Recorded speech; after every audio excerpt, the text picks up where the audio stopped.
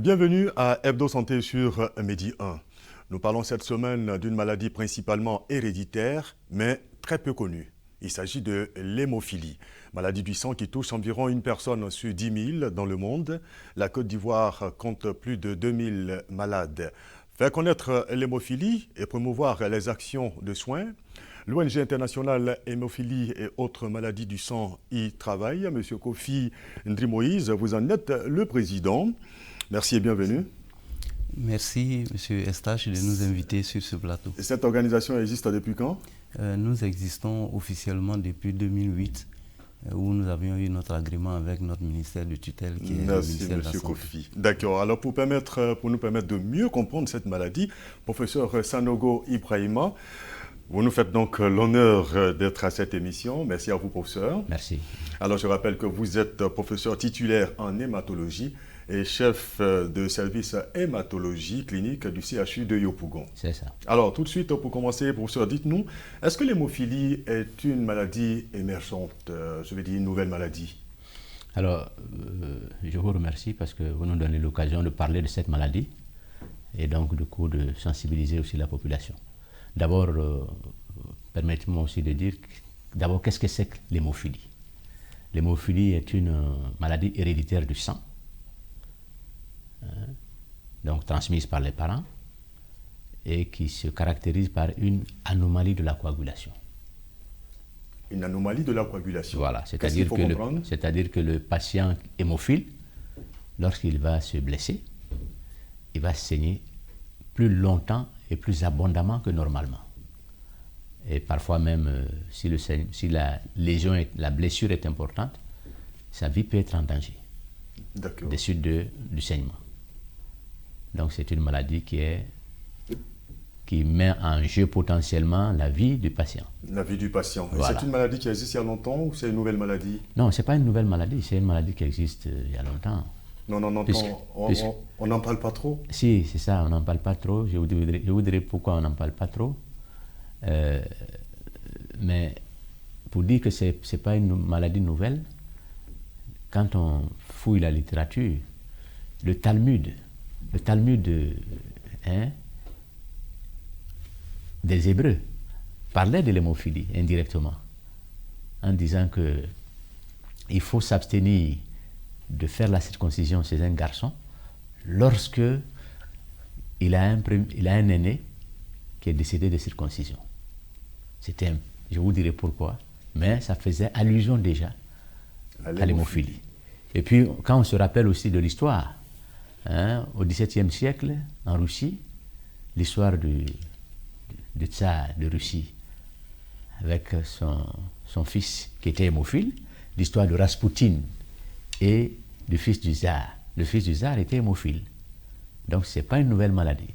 Mais c'est parce qu'elle est relativement rare qu'on n'en parle pas beaucoup, que la population ne la connaît pas, et c'est pour ça que je vous remercie encore une fois pour nous donner l'occasion d'en parler. Justement, la population ne connaît pas cette maladie et c'est ce que nous allons voir dans ce reportage.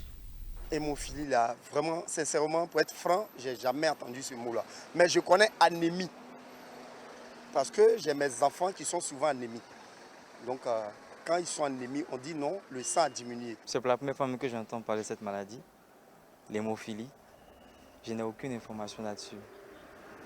Je ne sais pas qu'est-ce que c'est même. Ce que je sais, c'est que c'est le daltonisme que je connais. Ceux qui sont atteints du daltonisme, c'est-à-dire qu'ils confondent les couleurs. Le rouge au vert, le vert au rouge. Sinon, l'hémophilie, je n'ai jamais entendu parler de ça. C'est la première fois que j'entends et je ne sais pas de quoi il s'agit en fait. L'hémophilie. C'est la toute première fois. J'entends parler souvent, mais je ne sais pas clairement ce que ça veut dire. Dans le sang, il y a plusieurs maladies. Il y a ce qu'on appelle l'anémie, il y a la drépanocytose aussi. Bon, là, je ne sais pas quel côté du sang, mais quel... Ça, je ne sais pas. Mais si c'est un rapport avec le sang, c'est que ça doit être très grave, puisque le sang, c'est la vie. Donc, en parler de cette maladie, vraiment, de faire des séances ou des séminaires dessus, c'est vraiment important. Alors, Monsieur Kofi, est-ce que c'est cette méconnaissance qui vous a poussé à créer une organisation? Effectivement, l'un de nos premiers objectifs, c'est la sensibilisation, parce que, effectivement, cette maladie est très mal connue de la population. Nous-mêmes, pour vraiment savoir que nous avions des enfants hémophiles, ça n'a pas été facile. Et donc, ça fait partie vraiment de nos objectifs. Vous êtes parent Je suis parent de hémophiles. 2 enfants hémophiles. Il y a un qui a 22 ans et l'autre 20 ans. Et grâce en tout cas au professeur, on a pu les maintenir en vie. Ils se portent bien. Bon. D'accord. Le dernier intervenant l'a dit, professeur Sanogo, ça peut être une maladie grave. Oui. C'est une maladie grave dans la mesure où ça met la vie en danger si elle n'est pas connue et si les mesures idoines ne sont pas prises. La vie du malade peut être en danger. Donc, parce qu'il peut décéder d'hémorragie, de saignement abondant. Donc, c'est une maladie grave. Alors, donc, oui, allez-y. Mais bien connue, identifiée, c'est une maladie chronique qui, bien suivie, permet à l'enfant, au patient de mener une vie normale. Alors, tout d'accord. Là, comment reconnaître donc quelqu'un qui est hémophile? Ah, voilà. Alors, ça nous amène à parler des signes. Des signes. Alors, c'est une maladie qui va, comme j'ai dit tout à l'heure, il y a un défaut d'une substance dans le sang qui permet la coagulation. Et donc, cette substance étant déficiente, quand le sujet se blesse, il saigne abondamment. Et il y a 2 signes qui permettent de reconnaître la maladie. Le sujet, en fonction de il y a plusieurs formes, mais en fonction de la forme sévère, quand le sujet atteint la forme sévère, il va saigner premièrement dans ses articulations. Ces articulations vont s'enfler, elles vont devenir chaudes et puis douloureuses. Ça, c'est le premier signe. On appelle ça une hémarthrose. Et ça, c'est des saignements internes. C'est des saignements internes dans les articulations. Donc, quand vous constatez ça, il ne faut pas négliger, il faut voir rapidement un médecin. Le deuxième signe, c'est que quand le sujet tombe, même s'il ne se blesse pas, il peut saigner dans les muscles. Le muscle peut s'enfler, venir douloureux, chaud, on appelle ça un hématome. Maintenant, ces 2 signes-là sont très évocateurs, mais le troisième signe, ça, lui, il n'est pas spécifique de la maladie. Quand il se blesse, il va saigner abondamment et plus longtemps que prévu. D'accord. Voilà les principaux signes qui, je pense, ne sont pas difficiles à identifier et qui doivent pouvoir mettre la puce à l'oreille de l'entourage du patient pour consulter très rapidement. Et qu'est-ce qui provoque ça? Qu'est-ce qui est à l'origine de cette difficulté de la coagulation du sang? Voilà. Alors, la coagulation du sang, c'est un processus qui est long et qui fait appel à des substances qu'on appelle les facteurs de la coagulation. Donc, il se trouve que chez l'hémophile, il y a un déficit qui lui a été transmis de façon héréditaire. Il n'a pas suffisamment de facteurs de la coagulation pour assurer cette coagulation. D'accord? Donc, c'est une maladie, c'est pour ça que je disais, c'est une maladie qui est transmise de façon héréditaire. Maintenant, il y a 2 types d'hémophilie. Il y a l'hémophilie A, qui est liée au déficit d'une substance qu'on appelle le facteur 8. Et puis, il y a l'hémophilie B, qui est liée au déficit d'une substance de la coagulation, toujours qu'on appelle le facteur 9. Donc, il y a 2 types. Mais les manifestations sont les mêmes. C'est principalement génétique, il n'y a pas d'autres modes de transmission, il n'y a pas d'autres causes? Alors, c'est principalement génétique. On va dire à 80-85%, c'est toujours génétique. Mais génétique dans le sens où c'est transmis par l'information contenue dans les cellules. C'est toujours génétique. Maintenant, est-ce que c'est héréditaire? À 85%, c'est héréditaire. Transmis par les parents. Et on reviendra sur cette transmission-là qui a une particularité. Et puis dans 15%, l'enfant, les parents n'ont rien. Mais l'enfant peut être hémophile parce qu'entre-temps, pour une cause X qu'on ne maîtrise pas totalement, l'anomalie peut survenir après la naissance. Est-ce que vous voyez? D'accord. Voilà. Mais quoi qu'il en soit, l'anomalie se trouve au niveau du matériel génétique du patient. Et comment est-ce que vous arrivez à détecter cette anomalie-là? Oui, c'est possible aujourd'hui. Là, vous m'amenez à parler du diagnostic, n'est-ce pas? D'accord. Le diagnostic peut se faire au laboratoire facilement pour identifier le patient hémophile.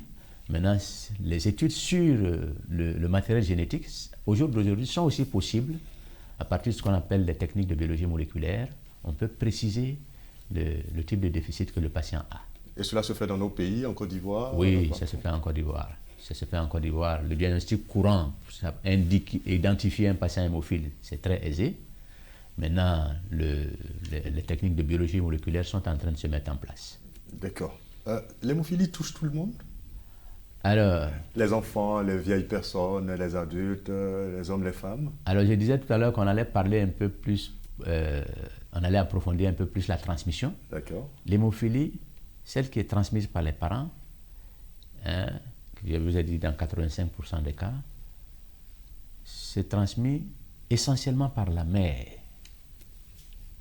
C'est la mère qui transmet, mais elle transmet aussi presque toujours à ses enfants de sexe masculin.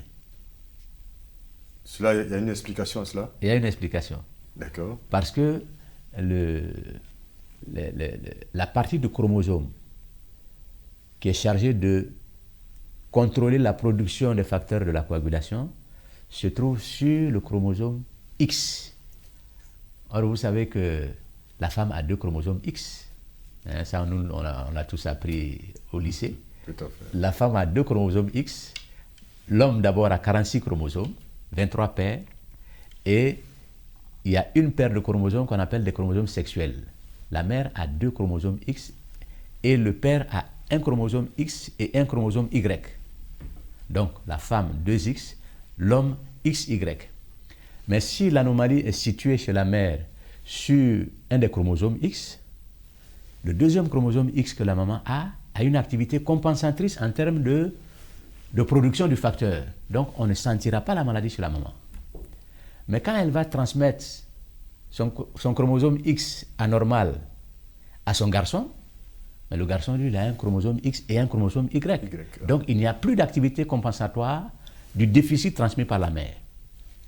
Donc, c'est pour ça que l'enfant, garçon, fait la maladie et la maman transmet la maladie. La mère est appelée conductrice de la maladie. D'accord, elle est le principal vecteur. Voilà, c'est ça. D'accord. On l'a vu tout à l'heure, la maladie n'est pas connue. Alors, l'une de vos missions, l'un de vos objectifs, c'est donc de faire connaître cette maladie. Et comment est-ce que vous allez vous y prendre? Bon, avec vous, les médias, déjà, nous essayons de faire la sensibilisation. Nous organisons des regroupements, des conférences. Et nous avions un projet, nous commençons déjà le mois prochain, une campagne de sensibilisation où nous allons sillonner, je dirais, le territoire national.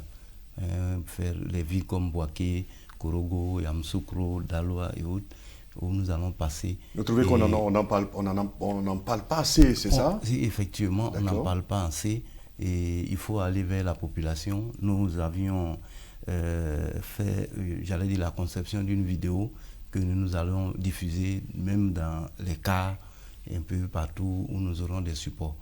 Et donc vraiment pour parler véritablement de la maladie. Pour qu'elle soit véritablement connue par la population. En 2021, quels sont quelques chiffres, la situation épidémiologique de cette maladie, professeur?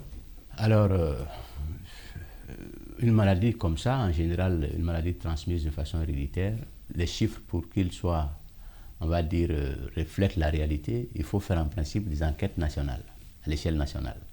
Bon, ça nécessite beaucoup de moyens, mais je voudrais rassurer et en même temps attirer l'attention de la population en disant ceci: la maladie existe bel et bien en Côte d'Ivoire, parce que souvent les maladies rares, on disait c'est des maladies de blanc, n'est-ce pas?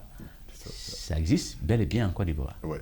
Et ce que je peux donner comme chiffre, c'est qu'il y a une étude qui a été faite en France et qui nous sert de référence, qui dit fréquence 1 cas d'hémophilie pour 5000 garçons. Mais ça, c'est des études à l'échelle nationale. Ici, on n'a pas fait d'études encore à l'échelle nationale, mais on a quand même fait quelques travaux qui nous ont permis de noter dans un échantillon de 2400 sujets de sexe masculin 0,8 pour 1000. Donc ça veut dire à peu près 1 cas pour 1000. Donc si on se fie au résultat de cette étude, la maladie existe bien, elle pourrait même être plus fréquente qu'en France. Wow. Mais ceci dit, à l'occasion de tournées de sensibilisation que nous allons faire à travers le pays, on va profiter pour faire des prélèvements de façon étendue dans les différentes villes, on va dire, qui vont refléter les réalités et puis mettre ces chiffres-là à jour. Tout à fait. Alors, l'autre préoccupation que nous nous posons, est-il facile de vivre avec donc l'hémophilie? Et pour comprendre donc le problème des hémophiles, je vous propose de suivre ce témoignage. Dans la vie de tous les jours, tu fais des prévisions, le lendemain, je vais faire ci, je vais faire ça, mais ça dépend. Ça dépend exclusivement de la journée parce que tu peux recevoir un choc, être en train de jouer avec tes amis et puis le lendemain, te voici là couché dans l'impossibilité de faire quoi que ce soit. Tu es toujours là avec la peur soit de recevoir un choc, soit d'avoir un saignement dans la bouche ou bien même je serais à n'importe quelle partie du corps. Et les saignements avec l'hémophile, sincèrement, ce sont des trucs à prendre avec beaucoup de pincettes parce que un saignement qui paraît banal peut te tuer en une journée. Donc c'est pas chose aisée de vivre avec la maladie. Ça n'aide pas, surtout pour les études, parce qu'à maintes reprises, j'ai manqué certaines évaluations et les professeurs ne sont pas toujours cléments. Étant petit, nos parents nous disaient toujours qu'ils vont toujours payer les soins, mais la douleur, c'est nous qui la ressentons. Donc c'est à nous de voir dans quelle mesure poser des actes qui vont nous éviter de toujours avoir mal. Donc étant grand, j'ai pris ce conseil-là pour règle de vie. Et partout, tous les actes, lorsque mes camarades me demandent d'aller jouer au football avec eux, je dis tout simplement que je suis malade, je suis dans l'impossibilité de pratiquer les sports de contact. Lorsqu'ils me demandent de pratiquer une activité que je sais qui peut m'occasionner des saignements, ou bien même à l'intérieur comme à l'extérieur, je décline tout simplement l'offre. Il est vrai que ce n'est pas toujours facile parce que tu vois tes camarades aller s'amuser et puis toi être obligé de rester à la maison à cause de la maladie. Je décide de rester à la maison, mais je décide d'éviter des comportements à risque pour ne pas avoir des saignements. C'est vrai, souvent aussi, même évitant ces comportements à risque, on peut saigner, on peut avoir des chocs et autres. Même étant à la maison, tu peux être là assis et puis un fait banal, tu vas être tapé et puis ça va enfler. Normalement, on nous donne les médicaments qu'on garde sur soi et lorsqu'il y a des saignements, on se rend vers un centre de santé pour que ces derniers nous fassent des injections. Là encore, il y a des difficultés parce que les personnes avec qui nous nous tournons ne maîtrisent pas ou ne connaissent pas la maladie. Et quand on va avec un produit qu'ils ne connaissent pas, au lieu de se renseigner ou bien de prendre l'ordonnance pour apprendre, ces personnes refusent tout simplement de faire l'injection. Ce n'est pas du tout chose aisée parce que tu évites au maximum d'avoir des coups, d'avoir des chocs. Mais lorsque ça arrive encore, les personnes qui sont censées te soigner, très souvent ne connaissent pas et tu es obligé de te rendre à Abidjan pour recevoir des soins. Alors, professeur, voici donc le témoignage de Adams Désiré, à qui nous disons vraiment merci. Est-ce que tout saignement doit nous ramener à l'hémophilie? Alors, un enfant, par exemple, qui joue et qui tombe, qui saigne abondamment, est-ce que ça doit nous faire penser tout de suite à l'hémophilie? Ah oui, tout à fait. On sait que, en dehors de l'hémophilie, quand on saigne, le saignement s'arrête au bout de quelques minutes. Hein? Si la lésion n'est pas très grave. Mais chez l'hémophile, il va saigner abondamment et au-delà du temps de coagulation normal. Parce que ce temps de coagulation ne doit pas excéder 5 minutes. Alors pour quelqu'un qui est là et pour un rien, qui a des saignements au niveau des narines, est-ce que c'est également, ça doit faire penser à l'hémophilie? Tout à fait. Les signes que je vous ai donnés, ce sont les principaux signes. Mais ceci dit, l'hémophile, il peut saigner de partout. Effectivement, il peut saigner des narines. Il peut saigner même à l'occasion de la miction, quand il est en train d'uriner. Le sang peut passer dans les urines. Il peut saigner par voie rectale. Il y a des hémorragies variées. Mais ce qui est sûr, une hémorragie prolongée, parfois sans cause évidente, oui, doit forcément faire consulter. Interpeller, ça doit interpeller. Ça interpelle. Alors, on a vu le témoignage d'Adams Désiré tout à l'heure, et on a compris que la personne hémophile ne peut pas faire tout comme tout le monde. Oui, Monsieur Bofi. Excusez-moi. Effectivement, la personne hémophile ne doit pas, le professeur là, ne doit pas, il y a beaucoup de choses qu'il ne doit pas faire. Par exemple, il parlait des sports de contact et autres. Il y a beaucoup de choses que l'hémophile ne doit pas faire, même au niveau j'allais dire des métiers. Il y a des métiers que l'hémophile ne doit pas faire. Et donc, nous avions dans nos objectifs aussi l'insertion sociale de ces personnes malades de l'hémophilie. D'accord, faire en sorte que les personnes hémophiles ne fassent pas des travaux dangereux qui les exposent. Oui, mais les aider à avoir un boulot aussi, parce que bon, c'est les gens, ils ne peuvent pas, compte tenu, ils ne peuvent pas faire des efforts, ou des travaux qui nécessitent assez d'efforts.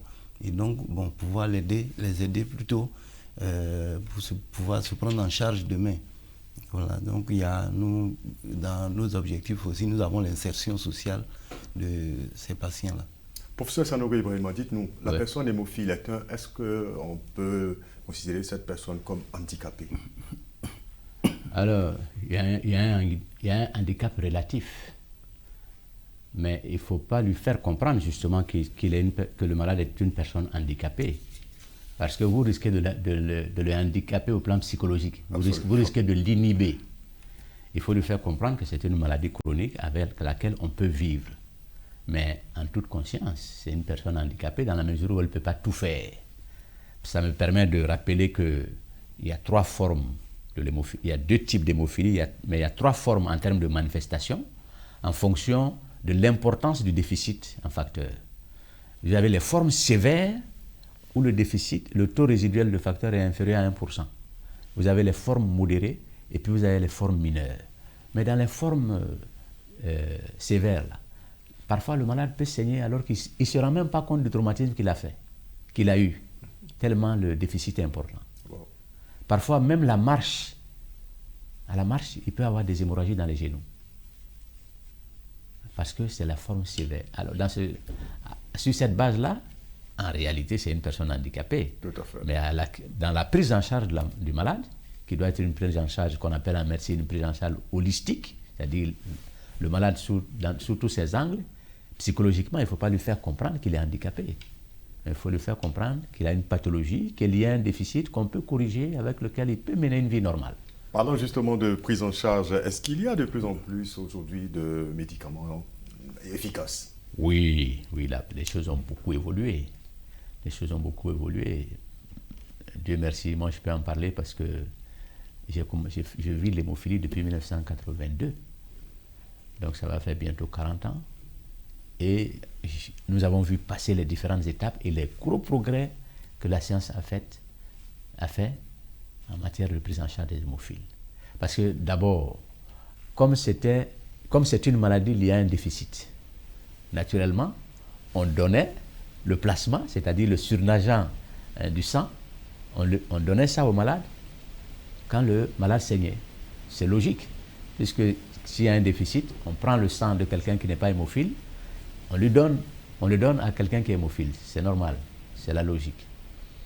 Et puis après, les choses ont évolué, on a été capable de fabriquer le produit déficient, que ce soit le facteur 8 ou le facteur 9. Donc, il y a eu une évolution. Mais ce qu'il faut constater, c'est qu'avec ces 2 produits, le risque, c'est en les utilisant pour traiter le malade, c'est qu'à la longue, on voit apparaître des substances dirigées contre le facteur que vous lui donnez pour le traiter. Parce que l'organisme humain, c'est ça. Quand il n'a pas une substance que vous lui apportez, la substance que vous lui apportez pour le soigner se comporte comme une substance étrangère. Et l'organisme, reconnaissant une substance étrangère, va produire des anticorps pour bloquer cette substance étrangère. Ça fait partie de notre système de défense. Donc le problème de ces 2 moyens thérapeutiques-là, les dérivés du sang et les produits fabriqués, c'est que tous les 2 pouvaient aboutir à la production d'anticorps. Maintenant, depuis 2018, c'est la bonne nouvelle. La science a fait un grand pas parce qu'on est capable aujourd'hui, la science a pu produire aujourd'hui une substance qui joue le rôle, c'est valable pour l'hémophilie A, qui joue le rôle du facteur 8 sans être du facteur 8. Et c'est vraiment un progrès. Donc les risques de voir apparaître dans le temps des anticorps dirigés contre le facteur 8 vont être largement minimisés. Grâce à ce médicament qui est disponible Grâce à ce médicament qui est disponible aujourd'hui. D'accord, donc on est rassuré. Il y a eu de gros progrès au point de vue scientifique. Et ce que je vais dire, c'est que quand un malade hémophile saigne, pour le soulager, quand on lui passait des facteurs, on pouvait passer le facteur 1 ou 2 fois par jour.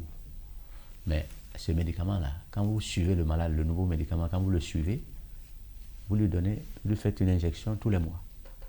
Donc, ça améliore la qualité de vie du patient.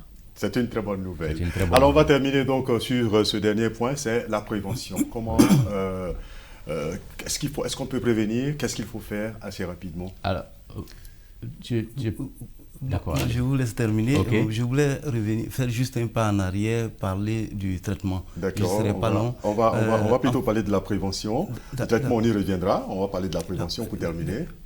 Bon, professeur, vous avez l'honneur. Voilà. Allez, professeur. Donc,